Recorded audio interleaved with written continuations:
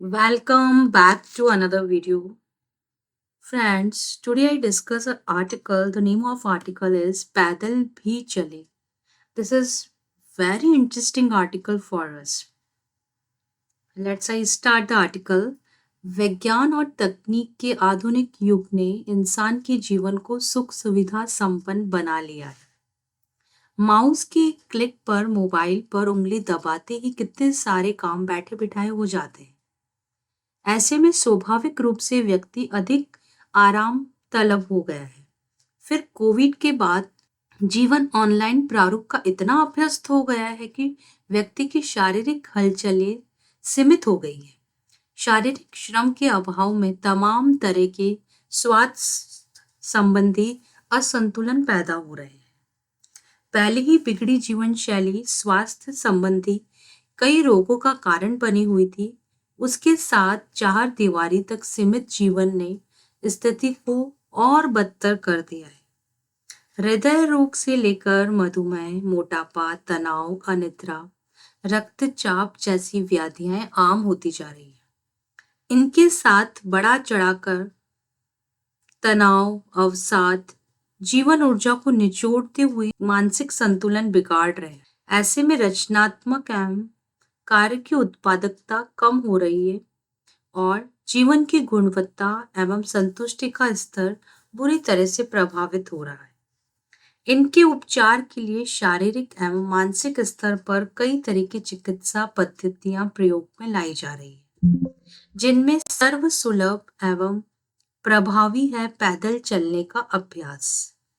इसमें अच्छे जूते के अतिरिक्त अन्य किसी विशेष सामग्री की आवश्यकता नहीं पड़ती।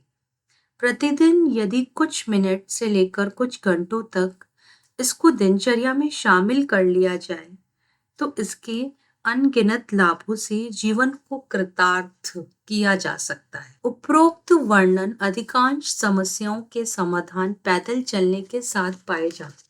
पैदल चलने पर हो रहे तमाम शोध अध्ययन इसके वैज्ञानिक आधार को भी पुष्ट करते हैं और दिनचर्या में शामिल करने पर कुछ ही समय में व्यक्ति स्वयं इनके लाभों का प्रत्यक्ष अनुभव कर सकता है।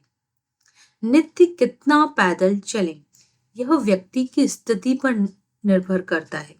व्यक्ति की आयु, स्वास्थ्य की स्थिति, कार्य की व्यस्तता जैसे कारकों के आधार पर इसे तय किया जा सकता है। वैसे प्रतिदिन 10,000 कदम पैदल चलना एक आदर्श मानक माना जाता है, जो लगभग 8 किलोमीटर की दूरी जितना है। जबकि विश्व स्वास्थ्य संगठन के अनुसार एक व्यक्ति को नित्य कम से कम 8,000 कदम अवश्य पैदल चलना चाहिए, जो 6 किलोमीटर के लगभग ठहरते हैं। शेष व्यक्ति अपने सामर्थ्य व स्थिति के अनुरूप इसे कम अधिक भी कर सकते हैं। आज की व्यस्त दिनचर्या में यदि विधिवत व्यायाम, योग, जिम या किसी अन्य खेल आदि में समय देना कठिन हो जाता है, तो पैदल चलने का अभ्यास करते हुए शारीरिक श्रम की आवश्यकता को सहज रूप से पूरा किया जा सकता है। नित्य यदि आधा घंटा भी टहलने की आदत डाली जाए, तो इसके साथ हृदय रोग का खतरा कम हो जाता है। अमेरिकन हार्ट एसोसिएशन के अनुसार थोड़ा तेज गति से पैदल चलना हृदय के लिए लाभकारी होता है। इससे हृदय का रक्त संचरण तीव्र होता है, रक्त में कोलेस्ट्रॉल का स्तर कम होता है और रक्तचाप स्थिर होता है। That means blood pressure maintain होता है, बैलेंस्ड होता है। एक शोध में पाया गया कि सप्ताह में 5 दिन कम से कम आधा घंटा पैदल चलने से हृदय रोग होने की संभावना लगभग 19% तक कम हो जाती। यदि चलने की दूरी को बढ़ाया जाए तो इसके लाभ और भी बढ़ जाते हैं। इसके साथ शरीर का भार नियंत्रण में रहता है, जो मोटापे की रक्षा करता है। टहलना ऊर्जा के स्तर को बढ़ाता है, जो मनोदशा को बेहतर बनाने में मदद करता है। एक अध्ययन के अनुसार पैदल चलने के साथ मस्तिष्क और तंत्रिका तंत्र में स्रावित होने वाला एड्रोफिन हार्मोन भी वृद्धि होती है, जिससे तनाव के स्तर में काफी कमी आती है। मस्तिष्क अधिक स्वस्थ अनुभव करता है और अल्जाइमर, डेमेंशिया जैसे रोगों का खतरा कम हो जाता है। टहलना मधुमेह की संभावनाओं को कम करता है, रक्त के संचार को दुरुस्त रखता है। पैदल चलने के साथ गहरे श्वास का अभ्यास फेफड़ों की कार्य क्षमता को बढ़ाता है, क्योंकि पैदल चलने में ऑक्सीजन का प्रवाह तेज होता है। इससे न केवल फेफड़े मजबूत होते हैं, बल्कि इससे जुड़े कई रोगों से भी बचाव होता है, क्योंकि बाहर खुली हवा व विशेषकर दिन की रोशनी में चलना विटामिन डी की खपत को बढ़ाता है। इसके साथ हड्डियों को पोषण मिलता है।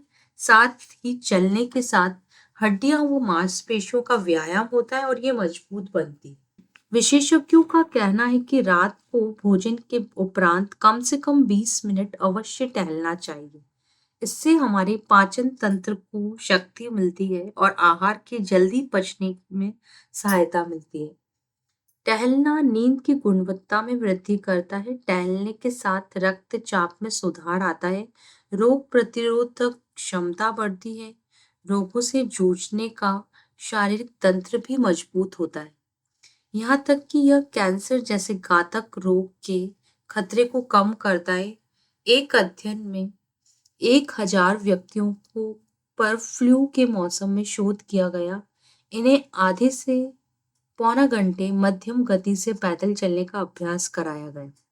इन प्रतिभागियों में श्वसन मार्ग के संक्रमण व रोग का खतरा 43% तक कम पाया गया। पैदल चलने से आयु तक में वृद्धि हो पाई है।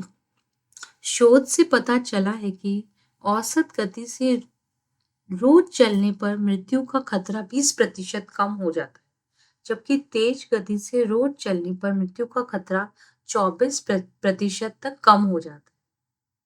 पैदल चलना तनाव के स्तर को भी कम करता है। इस तरह पैदल चलने से मानसिक स्वास्थ्य में सुधार होता है। अध्ययनों से स्पष्ट हुआ है कि पैदल चलने से चिंता, अवसाद तथा नकारात्मक मनोदशा को कम करने में सहायता मिलती है। व्यक्ति की मनोदशा में सुधार होता है और आत्मसम्मान में अभिवृद्धि होती है। टहलते समय व्यक्ति अकेला होता है। ये एकांतिक पल उसे अपने सुधार करने के लिए सोचने का अवसर देते हैं। साथ ही शोधकर्ताओं ने पाया कि चलने से विचारों का प्रवाह खुलता है, रचनात्मकता बढ़ती है। अतः किसी भी प्रकार की दुविधा में फंसने पर टहलने के अभ्यास की सहायता ली जा सकती है। इस तरह टहलना जीवन में संतुलन को साधने में सहायक रहता है। इस तरह यदि टहलने को जीवन शैली का अभिन्न अंग बनाया जाए, तो इसके साथ जीवन की गुणवत्ता में सुधार किया जा सकता है। पाया गया है कि जो नित्य प्रातः भ्रमण करते हैं, वे अपने जीवन में अधिक प्रसन्न रहते हैं। निश्चित रूप से इनकी रचनात्मकता में नए पंख लग जाते हैं और कार्य की उत्पादकता में आश्चर्यजनक सुधार होते हैं। अतः हर व्यक्ति को अपनी जीवनचर्या में पैदल चलने को अभिन्न रूप से जोड़ना चाहिए। अपनी व्यस्तता के अनुरूप दिन में प्रातः, साय या जब भी समय मिले, इसको अधिक से अधिक स्थान दिया जा सकता है। अपने वाहनों को ऑफिस से थोड़ा दूर खड़ा कर पैदल चलने का अवसर निकाला जा सकता है। लिफ्ट की बजाय सीढ़ियों पर चलने को प्राथमिकता दी जा सकती है। औसतन हर व्यक्ति को कम से कम आधा घंटा पैदल चलना चाहिए। एक स्वस्थ व्यक्ति थोड़ी तेज चाल में पैदल चल सकता है, जबकि एक वृद्ध व्यक्ति सामान्य चाल के साथ उतना ही चले जितने में वो थक जाता हो। चलते हुए ध्यान रहे कि श्वास जितना गहरा हो सके लेते रहें। अपने श्वास पर ध्यान केंद्रित रखें और पैदल चलने की आदत को निश्चित अपनाएं। धन्यवाद दोस्तों।